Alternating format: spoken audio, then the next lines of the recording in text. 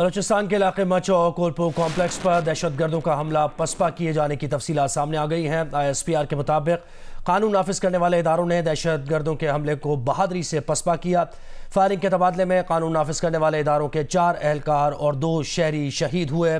ISPR کے مطابق clearance operation کے دوران گزشتہ 3 دن میں 24 دہشت گرد مارے گئے۔ دہشت گردوں کو سرچ آپریشن کے دوران مارا گیا۔ ہلاک دہشت گردوں میں شہزاد بلوچ، عطا اللہ، صلاح الدین، عبدالودود شامل ہیں۔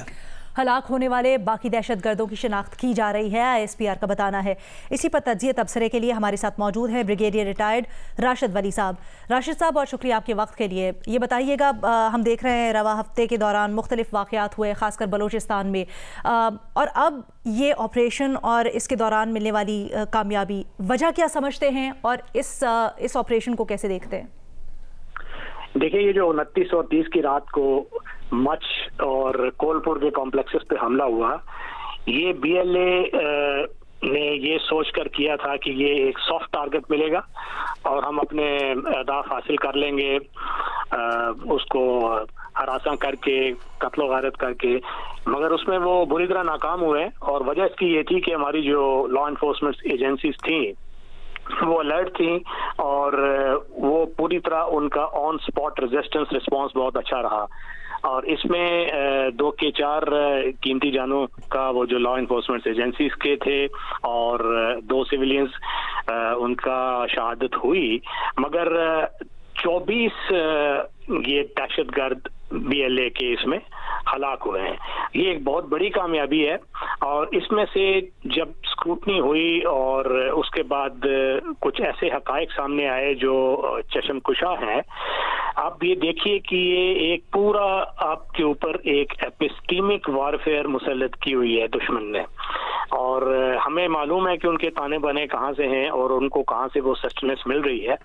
بلوچستان میں اس کا جو نیٹ ورک ہے متحرک، اور اس کے اکراس ایرانین سیستان میں وہ اس کے تانے بانے اس سے بھی ملتے ہیں۔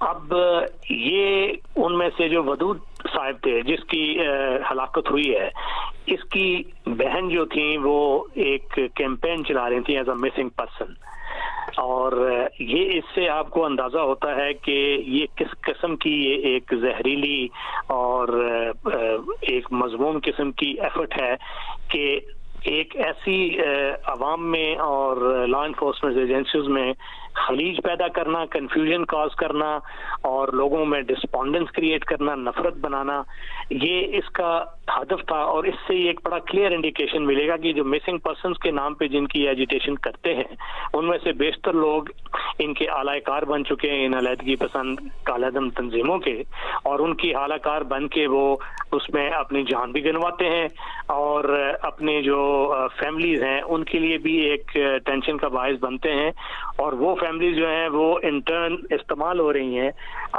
ملک دشمن عناصر، اور ان کو وہ شے دے کے ملکی اداروں کے خلاف وہ عرضہ سرائی کراتے ہیں۔ تو یہ انفارچونیٹلی ایک پراکسی وارفیئر کا تسلسل ہے۔ ہم نے دیکھا کہ وہ بھارت نے جو پاکستانی نیشنلز کو ادھر بھی قتل کیا، اور ہردیپ سنگھ نجار اور امریکہ والا جو ٹیمپلیٹ ہے وہ وہی فالو کر رہے ہیں۔ تو یہ بدقسمتی ہے کہ یہ اس طریقے سے اس طرح کی کارروائی پراکسی وارفیئر۔ بہت شکریہ بریگیڈیئر ریٹائرڈ راشد ولی صاحب، آپ نے وقت دیا ہمیں۔ اس وقت دفاعی تجزیہ کار ڈاکٹر قمر چیمہ صاحب نے ہمیں جوائن کیا ہے۔ قمر صاحب، آپ کہیے گا، ان واقعات کی آرمڈ فورسز تو بھرپور جواب دے بھی رہی ہیں، کارروائیاں بھی ہو رہی ہیں، لیکن ان کی روک تھام کے لیے واقعات کی نیبرنگ کنٹریز کے ساتھ کوآپریشن مزید کتنی بڑھانے کی ضرورت ہے؟ ابھی رابطے ہوئے بھی ہیں، پاک ایران تعلقات، پاک افغانستان تعلقات پہ بھی بات ہو رہی ہے، تو اس پر ذرا روشنی ڈالیے۔ جی بہت شکریہ۔ دیکھیں، پہلی بات تو یہ ہے کہ دیکھیں، ہم پچھلے 20 سال سے آلموسٹ دہشت گردی کی جنگ لڑ رہے ہیں، لیکن انفارچونیٹلی ابھی ہم یہ دیکھ رہے ہیں کہ بلوچستان کے اندر پہلے ہم نے ایک کلبھوشن یادو نیٹ ورک کو اکھاڑا، پھر اس کے بعد مسلسل ہم دیکھ رہے ہیں کہ جو بلوچ ملیٹنٹ آرگنائزیشنز ہیں، کبھی وہ ایران سے سپورٹ لے رہی ہیں، کبھی وہ انڈیا سے سپورٹ لے رہی ہیں، اور جس طرح آپ نے بات کی کہ ہمیں ریجنل کوآپریشن کی ضرورت ہے، آپ کو پتہ ہے چائنیز فارن آفس نے بھی اس میں تھوڑے دن پہلے یہ بات کی کہ کس طرح جو انڈین جو پریزنس ہے पाकिस्तान के अंदर वो इस तरह के लोगों को सपोर्ट करने में आई है।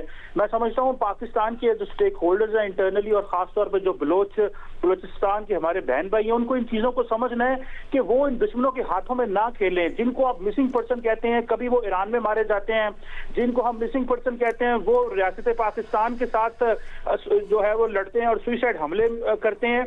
हम ये जो मिसिंग पर्सन का नैरेटिव हमने बनाया उसका देखें, हमें एक तो डोमेस्टिकली हम इंगेज्ड हैं। देखिए चाइना पाकिस्तान इकोनॉमिक कॉरिडोर के तहत अरबों डॉलर की इन्वेस्टमेंट पाकिस्तान में आई, लेकिन इन बलोच मिलिटेंट ऑर्गेनाइजेशंस ने, चाइनीज हमारे भाई जिनके साथ हमारी स्ट्रेटेजिक पार्टनरशिप है पिछले और 75 साल से हमारा बहुत अच्छा ताल्लुकात है, और अभी हम मुस्तकबिल में सोच रहे हैं कि हमें मिडिल ईस्ट से इन्वेस्टमेंट्स आ रही हैं।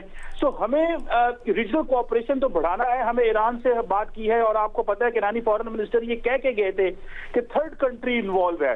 सो हमें उस थर्ड कंट्री को ढूंढना है, वो कौन सा है। पाकिस्तान का मौक़िफ़ बड़ा क्लियर है कि भारत इस हवाले से जो है वो एक लंबा चौड़ी इन्वेस्टमेंट कर रहा है और इन दहशतगर्द जमातों के अंदर, और पर्टिकुलरली जो बलोच मिलिटेंट ऑर्गेनाइजेशन थी उनके वाले BLF के हवाले से। सो ईरान भी मानता है, चाइना भी इस हवाले से बात कर रहा है। मैं समझता हूँ ये बिल्कुल राइट टाइम है। देखिए हम मजीद कितना को लड़ेंगे, और लड़ के हमारी अवाम भी लड़ रही है, हमारी हुकूमत भी लड़ रही है, हमारे अदारे भी लड़ रहे हैं। सो इंडिया को भी एक्सपोज करना है और एक रीजनल अलायंस बनना चाहिए जिसमें ऐसी मिलिटेंट ऑर्गेनाइजेशन जो इस खित्ते में ऑपरेट कर रही है उनके खिलाफ एक ज्वाइंट मैकेनिज्म होना चाहिए। जी बहुत शुक्रिया। डॉक्टर कमर चीमा हमारे साथ मौजूद थे, अपना तज्जिया पेश कर रहे थे।